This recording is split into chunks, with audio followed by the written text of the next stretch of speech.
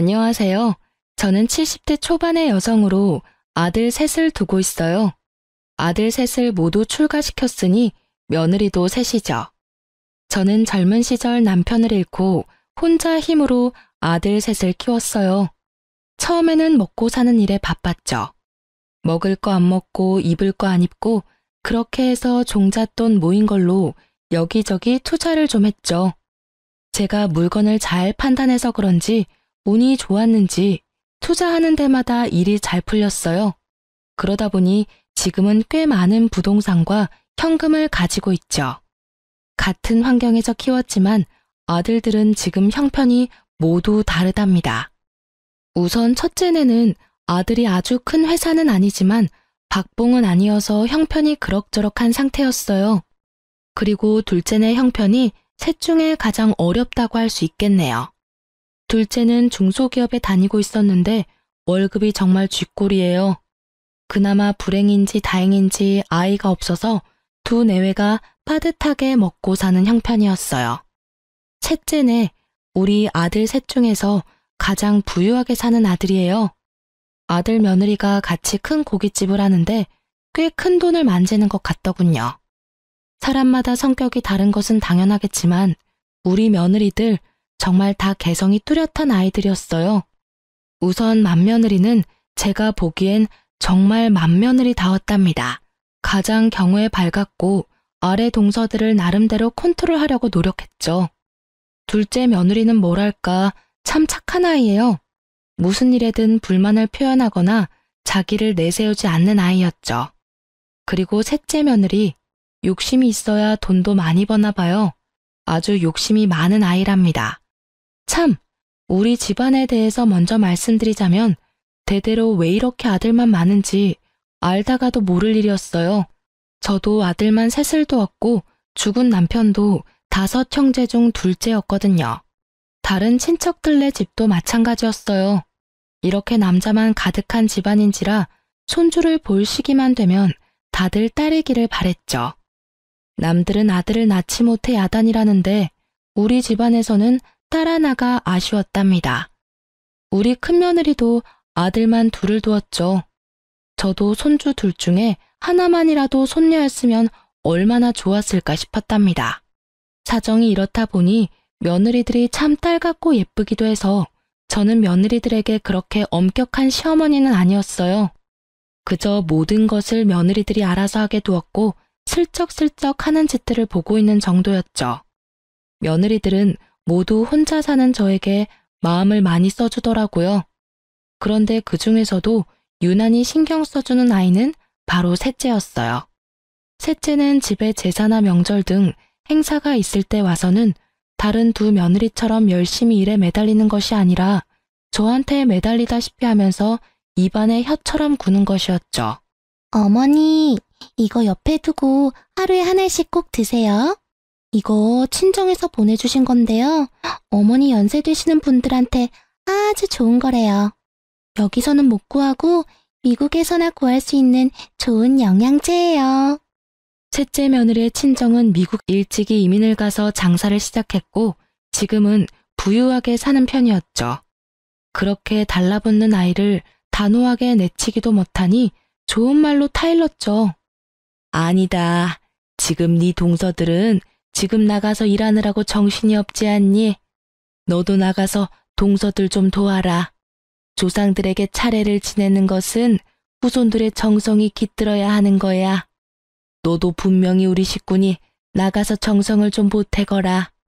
그런데 셋째 며느리는 일손을 보태는 대신 행사가 있을 때마다 두툼한 돈봉투를 가지고 왔어요. 사돈댁에서도 부담스러울 정도로 저를 위한 선물을 많이 보내왔답니다.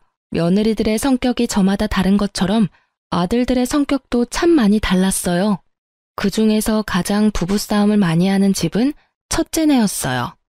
장남이 그럭저럭 회사에 다니고 있었지만 아들 둘을 키우기에는 역부족이었어요. 생활비와 아이들 교육비에 돈이 부족했는지 서로 싸우기도 엄청 싸우더라고요. 돈이라도 넉넉했으면 부부 사이가 더 좋았을까 싶지만 어쩔 수 없이 큰며느리가 아름아름 부업을 찾아 하기도 하더라고요. 그러면서도 이 아이들은 저에게 경제적으로 기대거나 도움을 바라지는 않았어요. 마음에도 없는 효도를 하면서 제 재산을 미리 나눠달라는 얘기도 일절하지 않았답니다. 딱한 사정을 알게 되고는 제가 몇 번이나 도와주려고 했는데 첫째라 책임감이 남다른 우리 장남이 지금은 괜찮다며 나중에 더 힘들 때 도와달라며 좋게 거절하더라고요. 첫째 애들은 많이 다투는 소리가 들리지만 반대로 둘째네는 아직 아이가 없어서 그런지 부부싸움도 한 번 안 하고 둘이 알콩달콩한 결혼 생활을 즐기더라고요. 둘째 며느리는 성격도 착하고 저에게도 참 살갑게 다가와줬죠. 자식이 없으니 둘이 벌어서 생활하기에는 부족함이 없는 형편이었죠. 그런데 문제는 막내 며느리였죠. 아주 욕심쟁이 샘쟁이였어요. 뭐든지 많이 갖고 싶어 했고 남에게 지는 것은 싫어하는 성격이었어요. 가족 행사가 있을 때마다 얌체같이 쏙 빠지면서 돈으로 퉁치려는 셋째를 보고 쟤를 어쩜 좋을까 한숨만 나오더라고요. 동서, 아버님 제삿날에 또 늦게 온다는 거야? 도대체 뭘 믿고 이렇게 집안 행사 때마다 뒤로 빠지는지 모르겠네. 혼자 빠지려고 머리 쓰지 말고 시간 맞춰 어머님 댁으로 와. 알겠지? 아유, 형님. 사업에 할 일이 얼마나 많은데요. 알바생을 쓰고 있는데도 가게가 어쩜 바쁜지 손이 모자라요. 형님 죄송하지만요. 제가 제사에 들어가는 비용은 다 댈게요. 그러니까 저 좀 빼주세요. 네? 그럼 다음에 또 연락드릴게요, 형님. 큰며느리가 며칠 앞으로 다가온 남편의 제사 문제를 의논하러 집에 왔다가 막내 며느리와 하는 통화 소리를 엿듣게 되었죠.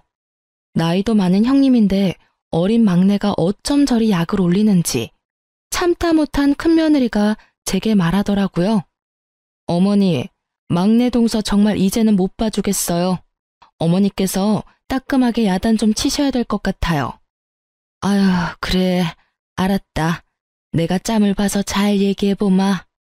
남편의 제삿날에도 돈으로 퉁치고 와서 절만 하고 가려는 셋째 며느리가 저도 솔직히 미웠어요. 그래서 제가 직접 막내 며느리에게 전화를 걸었지만 다급한 목소리로 너무 바빠서 전화통화가 힘들다며 얼른 끊더군요. 형님, 여기 있던 김치통들 못 보셨어요? 분명히 여기 놔뒀는데 감쪽같이 없어졌어요. 아니, 김치통에 발이 달린 것도 아니고 이게 도대체 어떻게 된 거야? 그러고 나서 둘째 며느리가 근처에서 돈봉투 하나를 발견했다죠. 짧은 쪽지와 함께 놓여있는 돈봉투였어요. 꽤 많은 액수의 돈이 들어있었고 이 돈으로 사람을 사서 김장을 다시 하라는 셋째 며느리의 또 다른 얌체짓이었죠. 작년에도 똑같은 일이 있었죠. 막내 며느리가 우리 집 김장김치가 식당에서도 인기가 많아서 김치 맛에 손님을 끄는 것도 있다며 홀라당 전부 가져가 버린 것이었죠.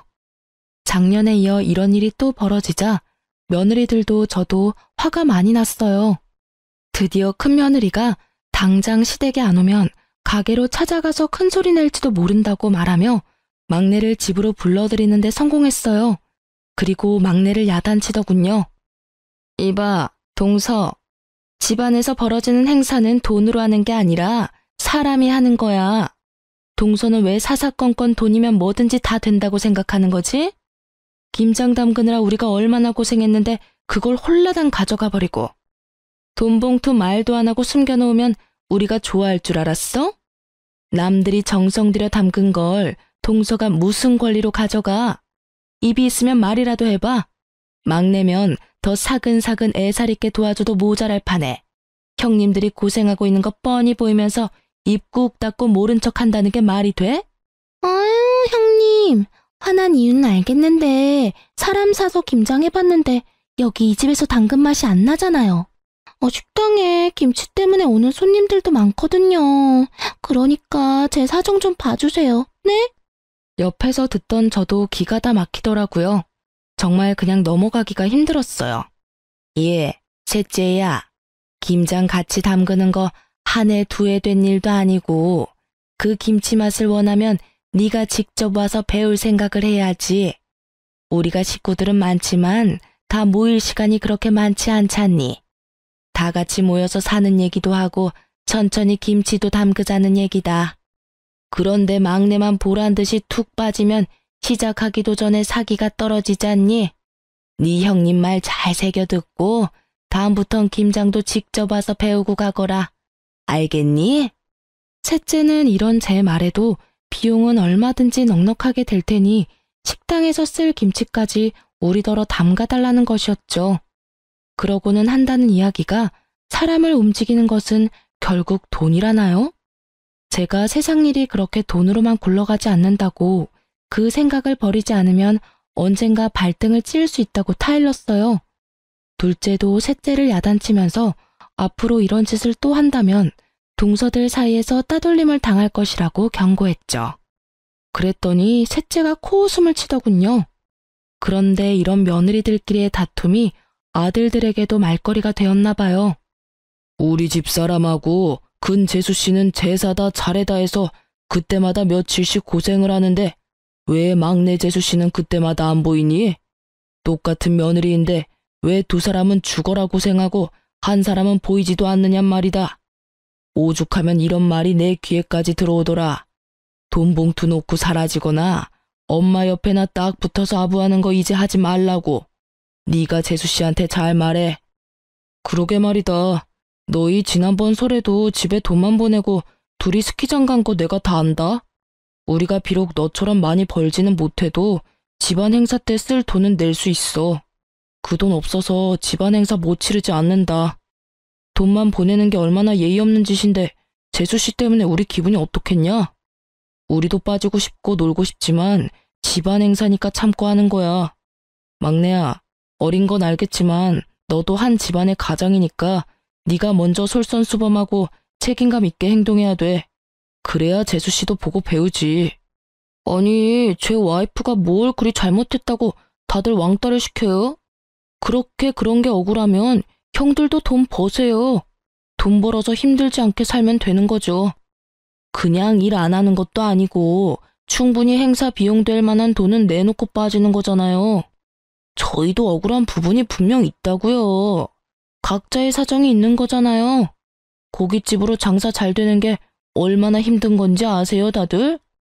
하루라도 장사 안 하면 주변 상권에 밀리기 일쑤라고요. 물 들어올 때 노져야 되는데 지금이 물 들어올 때라 절대 빠질 수 없어요. 저흰 형님들과는 다르게 하루하루가 바쁘다고요. 위에 아들 둘도 셋째 아들의 이런 말에 어이가 없는 모양이더군요. 저 역시 평상시에 아이들의 다툼에 그다지 끼어드는 편이 아니었고 셋째 아들에게 제 생각을 이야기해봤자 별 소용이 없겠다는 생각에 그냥 듣고만 있었어요. 그리고 답답해서 잠시 현관문 밖으로 나갔다가 앞집 손녀딸을 보게 되었죠. 명절날이나 다른 행사 때 우리 집은 그야말로 난장판이었어요. 어릴 땐 뛰어다니느라 아랫집에서 시끄럽다고 찾아온 적도 여러 번이었고 이젠 머리가 좀 컸다고 다들 의견 하나 굽히지 못하고 싸우는 모습을 보니 가슴이 답답하더라고요. 이런 형편에 얌전하고 고분고분 인사하는 앞집 손녀딸을 보니 진심으로 앞집이 부럽더군요. 제가 다시 집 안으로 들어와서 아들 셋의 약간 싸늘해진 분위기를 돌릴 겸 해서 지나가는 말로 한마디 했죠. 아이고, 그나저나 앞집 손녀딸을 보니 인형 같더라. 우리 집엔 어떻게 이렇게 시커먼 사내들만 있는지 모르겠다. 손녀딸 하나만 볼 수 있다면 더 이상 바랄 게 없을 텐데. 아휴. 갑자기 조용해지더라고요. 제가 가볍게 내뱉은 말이었지만 아들들에겐 가벼운 말이 아니었나 봐요. 며느리들이 모두 젊기에 아직 얼마든지 더 손주를 볼 수 있는 상황이었거든요. 제 가벼운 말을 가지고 아들 셋이 각자 안 사람들에게 무슨 소리를 했는지 돈 버는 재미에 아이 낳는 것도 미루고 있던 셋째가 드디어 아이를 가지려고 노력한다는 소식이 들렸어요. 일단 반가웠어요. 둘 다 젊으니 피임을 그만두고 나서 바로 아이가 생겼다더군요. 그런데 이상하게도 아들 둘을 낳고 한동안 아이가 없었던 첫째네까지 생뚱맞게 아이를 가졌다는 이야기가 들렸어요. 갑자기 손주복이 터지는구나 싶었지만 둘 다 아들일 것 같아서 마음이 불안하긴 했답니다. 그리고 이 와중에 혼자만 아이를 갖지 못한 둘째네가 마음에 걸렸죠. 둘째야, 아직 젊으니까 마음 조급하게 먹지 말아라. 갑자기 웬 손주들이 한꺼번에 둘이 생기려는지 모르겠구나. 네가 신경이 쓰일 것 같아 하는 말이야. 아니에요, 어머니. 그건 사람 힘으로 되는 일이 아니잖아요. 다 하늘이 점지해야 되는 일이죠. 저 아무렇지도 않아요. 걱정해 주셔서 감사해요. 그렇게 첫째와 셋째가 동시에 임신하자 둘째가 신경 쓰이면서도 기쁜 것은 어쩔 수 없었죠. 특히 돈 버는 일에만 신경을 쓰면서 아이 낳는 일을 피하고 있었던 막내네가 아이를 가졌다는 것이 정말 의외였어요. 식당이 한참 잘 되고 있었거든요. 막내의 성격으로 보아 쉽사리 그런 결정을 내릴 애가 아닌데 곰곰이 생각을 해보았어요. 첫째네는 이미 아이를 그만 낳을 것이라고 했었고 위에 아이 둘은 이미 초등학교 2, 3학년이었어요. 셋째가 너무 터울이 컸죠.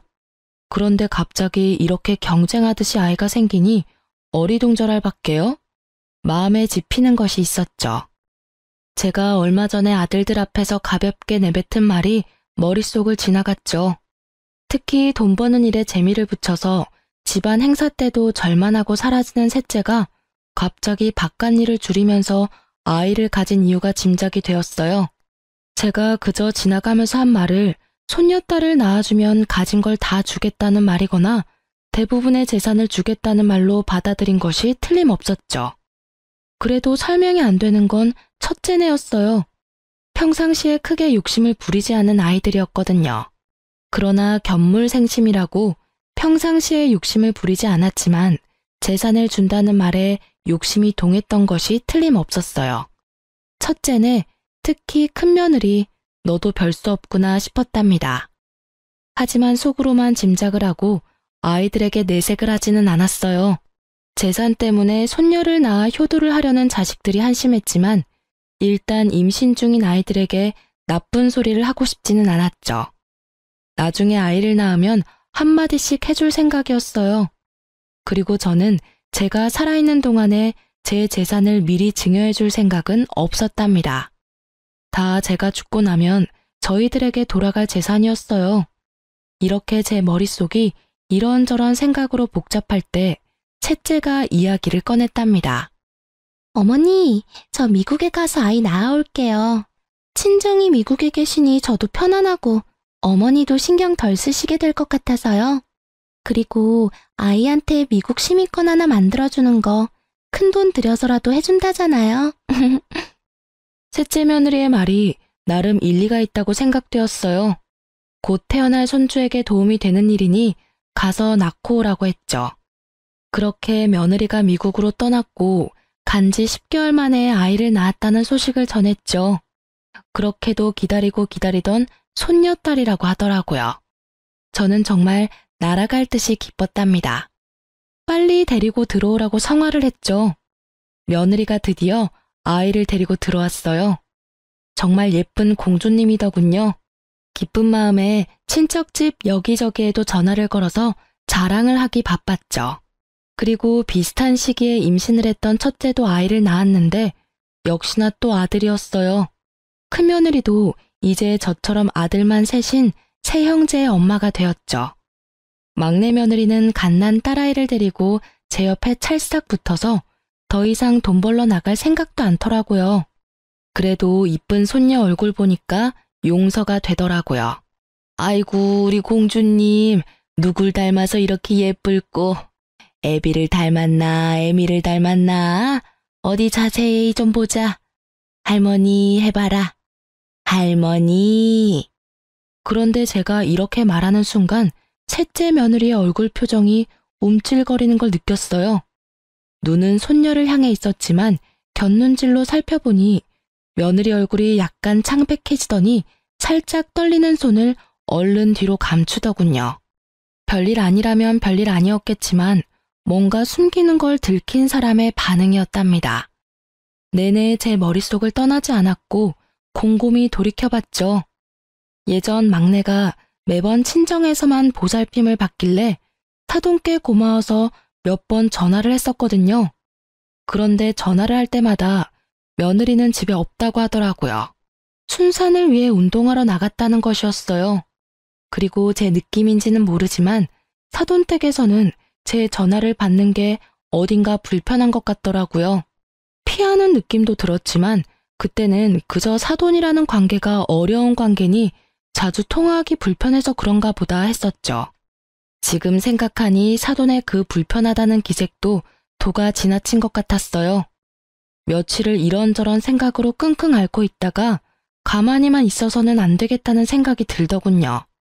뭔가 이상하다는 생각이 머릿속을 떠나지 않았기에 경찰에 오래 계시다가 퇴임한 제 친정의 사촌 오라버니에게 믿을 만한 곳을 하나 소개받았죠.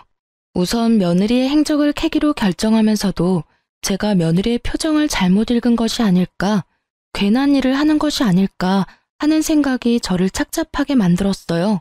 소개받은 곳에서는 우선 아이와 아들의 친자 검사를 의뢰하겠다고 하더군요. TV에서 본 것이지만 요즘은 머리카락, 하다못해 쓰던 칫솔이라도 가져다 주면 친자 관계 검사를 해준다는 것은 들어서 알고 있었어요. 그래서 며느리가 아이를 데리고 왔을 때 아이의 머리카락을 몰래 모아두었죠. 그리고 아들의 머리카락도 어렵게 모았답니다. 그렇게 해서 친자 검사가 진행되었고 결과는 충격적이었어요. 손녀가 우리 아들의 친자 관계가 아니라는 것이었죠. 우선 며느리의 불륜을 의심할 수밖에 없었답니다. 저는 충격에 며칠 동안 식음을 전폐하다가 우선 며느리를 불러 직접 물어봐야겠다고 생각했죠. 아무것도 모르는 막내 내외가 아이를 안고 집으로 들어서더군요. 그런 셋째 앞에 제가 그 검사의 결과지를 내밀었죠. 막내 며느리의 얼굴이 파랗게 질리면서 서 있을 힘도 없는지 그대로 주저앉아 버렸죠. 도대체 왜 이런 일을 저지른 거냐? 막내 너, 솔직히 풀어보거라. 저 아이가 네가 밖에서 딴짓을 해서 낳은 아이가 맞느냔 말이야. 아들, 너 왜 놀라지 않는 거니? 설마 너도 알고 있는 사실이니? 빨리 말해보거라. 우리 핏줄도 아닌 아이를 왜 네가 키워주려 했냐는 말이다. 어머니, 저 다른 남자 만난 적 없어요. 그 점에선 저 결백해요. 어머니, 그것만은 믿어주세요. 그러면서 털어놓는 며느리의 얘기를 듣고는 더욱 놀라고 말았어요. 이 일을 계획하고 실천에 옮기도록 한 것이 다른 사람이 아닌 아들이라는 것이었죠. 사실을 따져 물었어요. 아들이 아무 말 없이 바닥을 보고 있더군요. 그리고 흥신소에서는 또 새로운 소식을 알려왔어요. 며느리가 임신을 하고 출산을 하기까지 미국에 있었다는 것이 거짓이었다죠. 그 기간 동안에 며느리의 출입국 기록이 없다는 것이었어요. 귀신에 홀린 것 같다는 생각이 들더군요. 여기까지 듣자 눈앞이 캄캄해지면서 다리에 힘이 다 풀렸어요. 그러니까 임신하지도 않은 아이를 임신했다고 했고 당연히 국내에서 출산을 할 수가 없으니 원정 출산을 하겠다고 한 거였어요. 막내 며느리가 국내 어딘가에 아주 교묘하게 숨어버리고 10개월이 지나기를 기다리면서 그 사이에 아이의 입양을 추진한 것이었죠. 그러니까 결국 셋째가 손녀딸이라고 데려온 아이는 입양하라는 결론이었어요. 결국 제가 지나가면서 한 말을 가지고 저희들끼리 오해를 해서 빚어진 참담한 효도 경쟁의 결과였죠. 그러고 보니 비슷한 시기에 맏며느리가 위에 두 아이와 터울도 있는데 갑자기 또 아이를 가졌다는 것도 이상했죠. 과연 우연의 일치일까요? 맏며느리를 우선 불러서 물어보았죠. 저희는 이제 아이를 그만 낳으려고 애들 아빠가 단산 수술을 했었어요. 그런데 갑자기 아이가 생겼어요, 어머니. 이상하긴 했지만 이미 생긴 아이를 어떻게 하겠어요? 이 말도 듣기에 따라서는 며느리가 딴짓을 했구나 싶기도 한 말이었어요.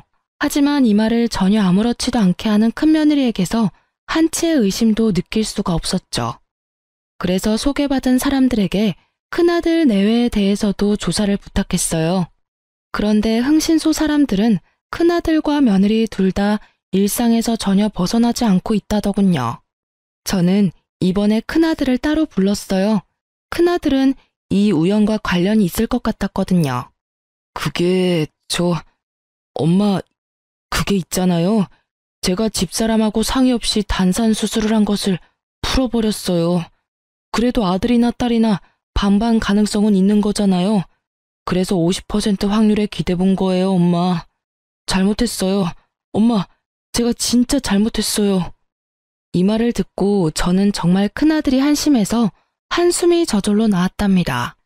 아이는 부부가 합의해서 낳는 거지 어떻게 한쪽이 일방적으로 아이를 갖게 한다더냐. 막내만큼 나쁜 방법을 쓴 것은 아니지만 너도 결국은 똑같구나. 상속될 재산을 바라고 내가 원하는 것을 해주려 한 거였어. 셋째가 욕심이 많다는 것은 알았지만 믿었던 네가 그럴 줄은 정말 몰랐구나. 큰아들이 고개를 떨구고 눈물까지 떨구더군요. 본인의 잘못을 인정하는 것으로 보였죠. 몇 번을 더 제게 잘못했다고 빌더군요. 그런데 큰애네 집에서 그 이후에 난리가 벌어졌다죠. 큰며느리가 짐을 싸서 갓난아이만 두고 친정으로 가버렸다는 것이었어요. 어떻게 나하고 의논도 없이 풀어버려요? 자식 하나 키우는 게 화분 하나 들여놓는 것 같이 생각되는 모양인데 어디 당신 혼자 아이들 한번 키워봐요. 나는 이제 모르겠으니까. 지금 처지가 그냥 그렇고 그래서 답답한 마음에 그랬어. 엄마한테도 말했지만 아들, 딸 확률은 반반이잖아. 그래서 그 확률에 좀 기대본 거였다고. 제발 이러지 말고 집으로 가자. 응? 확률? 아이가 무슨 로또인 줄 알아요? 지금 우리 처지로 있는 아이 둘도 키우기 빠듯한 거 알잖아요.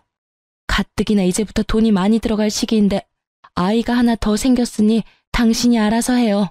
아무튼 당신이 벌인 일이니까 알아서 책임지겠죠. 딸 키우는 것보다는 아들이 돈은 덜 들잖아. 그리고 낳아놓으면 어떻게든 자라기 마련이라고. 이 말 같지 않은 말에 드디어 베개가 날아들었다지요. 도저히 말도 못 알아듣고 사태의 본질을 알지 못하는 아들에게 며느리가 단단히 화가 난 것이었죠. 아들이 몇 번을 더 가서 싹싹 빌었고 결국 일주일 뒤에 며느리를 데리고 오는데 성공했어요. 아들 복이 터진 집안에 하나 더 생겼다고 크게 다를 것도 없어요. 당신이 쓸데없는 욕심을 부린 데에 너무 화가 나서 이대로 헤어져 버릴까 생각도 했지만 아이들 생각해서 그냥 넘기기로 했어요. 그 대신 회사 끝나면 밤에 나가서 대리운전이라도 뛰어요. 둘도 힘든데 셋을 키우려면 지금 이대로는 절대 안 돼요. 당신이 저지른 일이니 그렇게 해서라도 책임을 져요.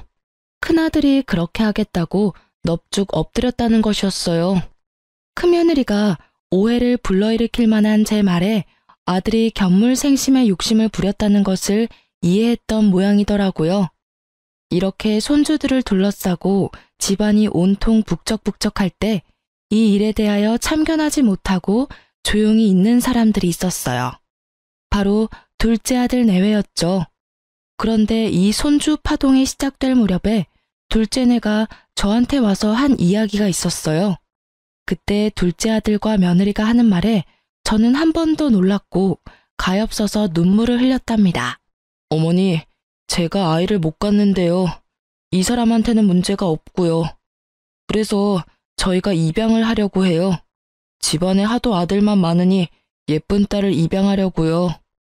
그런 둘째 며느리의 손을 잡고 그저 아무 말도 할 수 없었죠. 제가 손을 가만히 잡아주자 둘째 며느리가 눈물을 보이더군요. 아들이 그런 며느리를 달랬고요. 저는 입양을 하겠다는 둘째네의 입장에 전적으로 찬성했어요. 사태의 내막을 알게 된 저는 막내 아들과 며느리에 대해서 화가 날 대로 났어요.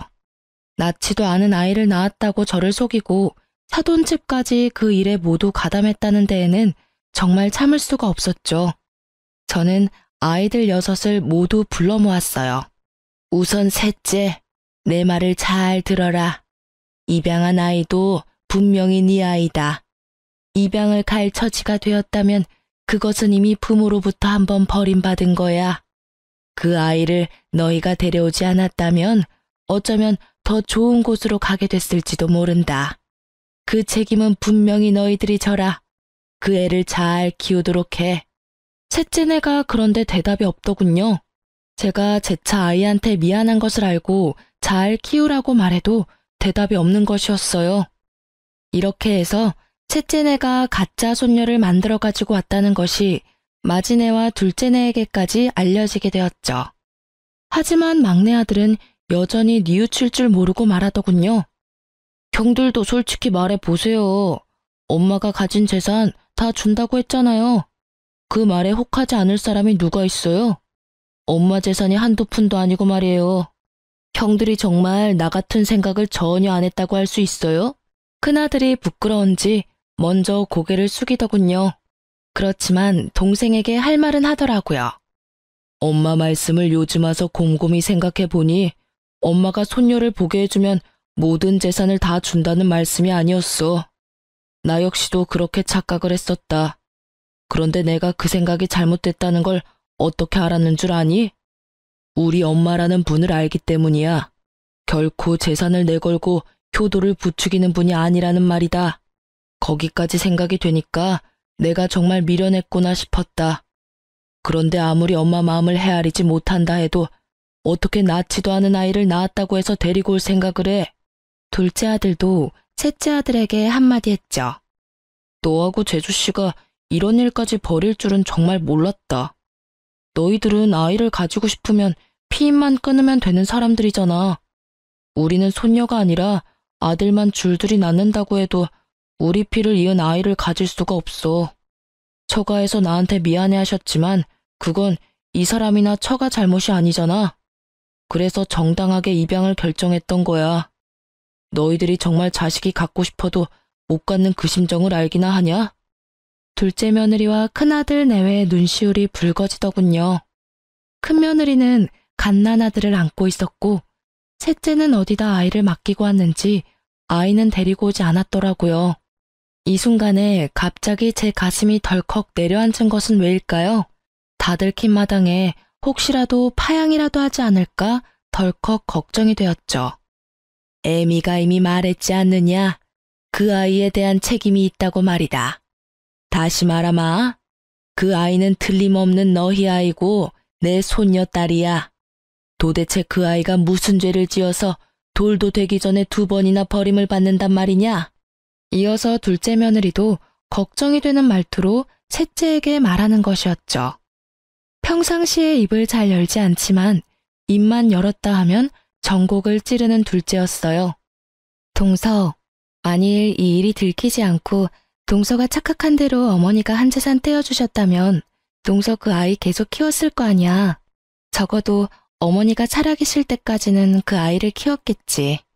그치만 그 후에 어머니가 세상에 없으면 물건 버리듯이 가볍게 버릴 생각을 한 거 아니지 설마? 진짜 너네가 사람이야? 짐승도 그렇게 생각 안 해. 제발 내 말이 아니라고 대답해. 어서.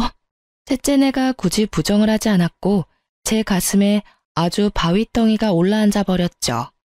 아이를 낳았다고 데려온 지 몇 달, 벌써 돌이 다 되어가고 있는 아이였어요. 아이는 이미 제 마음속에서 의심할 바 없이 제 손녀딸이었답니다.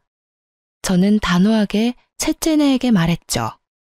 만일 너희가 저 아이를 파양한다는 나쁜 생각을 한다면 너희는 내 아이들이 아니다. 너넨 이제 다 큰 성인이란 말이다. 자기가 한 일에 대해서는 당연히 책임을 져야 하는 거야. 혹시라도 그 아이를 버리면 내 눈에 흙이 들어가기 전까지 둘 다 내 앞에 나타날 생각은 하지 말아라. 제 품에 안겨 방긋방긋 웃고 있는 손녀딸이 생각나면서 제 눈에도 눈물이 고였죠. 그 아이를 제 품에서 떼어놓다니요. 도저히 못할 일이었어요. 셋째네는 결국은 제가 원하는 답을 주지 않은 채 자리를 떴어요. 그렇게 그날의 가족 모임이 파했고 그렇게 셋째네에게서 본 손녀에 대한 생각으로 마음고생이 심하던 중 둘째네가 예쁜 딸을 입양해 데리고 왔더군요. 까맣고 맑은 눈이 반짝이는 정말 예쁜 손녀딸이었죠. 아이고 예쁘기도 해라. 아가, 얘가 너를 많이 닮은 것 같구나. 눈매하며 인매가 너를 닮았어. 둘째 며느리가 엷은 미소를 짓더군요. 하지만 마냥 기뻐할 수만은 없었어요. 그렇게 둘째네 손녀에 대해서 정을 들이고 있을 무렵 결국은 셋째네가 손녀를 파양할 것이라는 말이 다른 두 며느리를 통해서 제게 들려왔어요. 두 며느리가 설득도 해보고 야단도 쳐보았지만 셋째네가 말을 듣지 않았다죠. 마음에도 없던 아이, 그저 한 재산 차지해보겠다고 입양한 아이였죠. 그러니 쉽게 파양을 결정할 수 있었겠죠. 우선 아이가 가엾어 눈물이 났고 정이 든 손녀딸을 그렇게 보낼 수는 없었답니다. 그런데 어느 날 둘째 며느리가 저를 찾아와서 의외의 말을 하는 것이었죠. 어머니, 지금 많이 힘드시죠? 걱정 마세요. 어머니, 저희가 해결할 수 있을 것 같아요. 그게 무슨 소리냐? 내 말도 안 듣는 셋째네를 너희가 어떻게 해결을 하겠다는 거냐? 둘째 며느리의 트레이드마크인 엷은 미소가 또 얼굴에 번지더군요. 그리고 며칠 후에 저에게 다시 찾아와서 막내 동서와 이야기가 잘 됐다며 상황을 설명하더라고요. 어머니, 그 아이 저희가 입양할게요. 어느 집이나 거의 아이 둘씩은 키우잖아요. 저희가 형편이 빠듯하긴 하지만 애아빠가 투잡을 뛰어서라도 아이 둘은 키워내겠다고 했어요. 이미 우리 집안 딸인데 어디 딴 데로 보낼 수는 없잖아요. 그리고 우리 아이도 외롭게 혼자 자라는 것보다는 같이 자라는 게 더 좋을 것 같아요. 동서가 쉽게 동의했어요, 어머니. 이 이야기를 듣고 저는 저도 모르게 둘째의 손을 따뜻하게 잡았어요. 밥이 입에 넘어가지 않았던 저는 정말 둘째의 따뜻한 마음 씀씀이가 기특하기 이를 데 없었답니다. 그러나 저는 둘째가 그 아이를 새로 입양하기보다는 여전히 셋째네가 그 아이를 버리지 않기를 더 바랬어요. 하지만 셋째네는 제 기대를 저버리고 말았죠. 네가 결국 못할 짓을 하는구나. 나는 너같이 비인간적인 아들을 낳은 적이 없어. 어릴 때 비록 어렵게 키우면서도 그렇게 가르친 적도 없고. 그건 자기 자식을 버리는 거하고 똑같은 거야. 그걸 도대체 모르겠다는 거냐?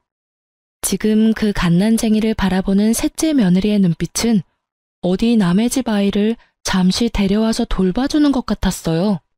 혹시나 한 번 더 버려질까봐 급한 마음에 일단 제가 데려와서 돌보았고 곧 둘째네가 아이를 데리러 왔어요. 아이를 받아 조심스럽게 품에 안는데 둘째의 따스한 마음이 느껴졌답니다. 두 손녀딸을 나란히 뉘어놓고 바라보았죠. 하마터면 버려질 뻔했던 셋째네 아이가 다시 우리 집 아이가 된 것이 너무나 다행이었고 둘째네에 대한 고마움에 마음이 울컥하더군요. 너무나 기가 막히게도 아이를 낳을 수 없는 둘째에게 갑자기 아이가 둘씩이나 생긴 거였어요. 그것도 우리 집안에서 눈 씻고 찾아볼 애도 없는 예쁜 딸이 말이에요. 저는 경고한 대로 정말 셋째네를 집안에 들이지 않았어요. 막내가 철없이 저한테 전화를 해서 따지더군요. 엄마, 아이를 입양했다가 파양하는 것은 부모의 자유잖아요. 그것 때문에 우리한테 문도 열어주시지 않는 건 엄마가 너무 하시는 거예요. 자유?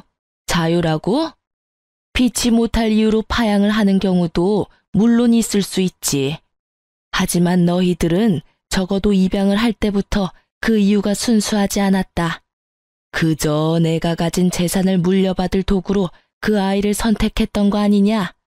그리고 파양을 하려는 이유도 피치 못한 게 아니야. 이런 것도 너희들은 자유라고 하는 거냐? 그건 자유가 아니라 한 아이의 인생을 마구 쥐고 흔드는 짐승 같은 짓이라고 하는 거야. 결국 서류까지 다 정리가 되어서 아이가 정식으로 둘째네 아이가 되었답니다. 고맙다. 네가 우리 집안의 소원을 풀어주었구나. 정말 미안하고 고맙다, 아가. 제 평생에 아이는 없을 줄 알았는데 하나가 생기니 하나가 또 생기네요. 이 아이 둘은 제 가슴으로 낳은 아이예요. 잘 키울게요, 어머니. 제가 계속 셋째네를 외면하며 안 보려 하니까 셋째 아들이 별 희한한 말을 입에 담더군요. 제가 죽고 나서 두 형에게만 상속이 된다면 소송을 불사할 거라고 말이죠. 저는 이 말에 셋째 아들에 대해서 정말 머리끝까지 화가 치밀었답니다. 세상 일이라는 것이 참 희한하다는 생각이 들더군요. 집안에서 그토록 보고 싶어 하던 손녀딸을 아이를 낳을 수 없는 둘째가 둘이나 안겨준 셈이 되었으니 말이에요. 아이를 낳을 수 없다는 진단을 받았을 때 그 여린 것의 마음이 어땠을지 짐작이 가더군요. 세내에서 늦게 본 아들과 입양한 손녀 둘. 이 아이들이 무럭무럭 자랐어요. 큰아들은 정말 대리운전까지 하면서 셋이나 되어버린 아이들을 키우려 부단히 노력하고 있죠. 그리고 둘째네, 아이 둘을 키울 형편이 아니었어요. 며느리도 직장을 알아보아 취직을 했답니다. 아이 둘은 저와 큰며느리가 돌아가며 봐주었어요. 저는 그런 둘째에게 제가 가지고 있는 현금의 일부를 증여해 주었답니다. 큰아들네에게도 조금씩 도움을 주고 있어요. 둘째네는 자신들의 힘으로 키워보겠다고 했지만 저는 어릴 때 엄마가 같이 있어주는 것이 아이들을 위해서 더 좋을 거라고 판단했어요. 그래서 직장에 나가지 말고 아이들에게만 신경을 쓰라고 굳이 아이들의 양육비로 돈을 주었죠. 그런데 그렇게 잘 나간다던 셋째 아들의 사업이 갑자기 전 세계적으로 유행한 감염성 질병 때문에 된소리를 맞았다는 말이 들리더군요. 우리 셋째네뿐만 아니라 사람들이 모여야 장사가 되는 사업 특성상 자영업자들의 생계가 모두 막막한 지경에 처해버린 거죠. 그것은 미국의 사돈 때까지도 예외가 아니었다고 했어요. 심지어 제가 신경통 때문에 자주 가던 사우나까지 갈 수가 없게 되어버릴 정도였죠. 결국 셋째가 저에게 손을 벌리더군요. 큰 잘못을 저질렀지만 그래도 자식이라고 제 마음이 왜 흔들리지 않았겠어요. 하지만 여러 번 고심한 끝에 저는 셋째의 부탁을 들어주지 않기로 결정했어요. 아직 손녀딸 문제에 대해서 잘못했다는 기색이 없는 아이들이었죠. 그런 아이들에게 자신들의 노력도 없이 뭔가 생기는 것이 그 아이들을 위해서도 좋지 않다는 생각이 들더군요. 막내가 여러 번 도움을 청했지만 저는 식당 문을 닫고 나중에 포장마차부터 다시 시작하는 것까지 각오하라고 했어요. 그렇게 스스로의 힘으로 다시 일으켜보라고 했죠. 세월은 무심하게 흘러서 새로 태어난 새 손주가 무럭무럭 자랐고 어느덧 초등학교에 입학할 나이가 되었어요. 저도 이제는 팔순을 바라보는 노인네가 되었죠. 자식을 포기한다는 일, 참 어려운 일이더군요. 셋째네를 그렇게 내치고 저는 참 많이 울었어요.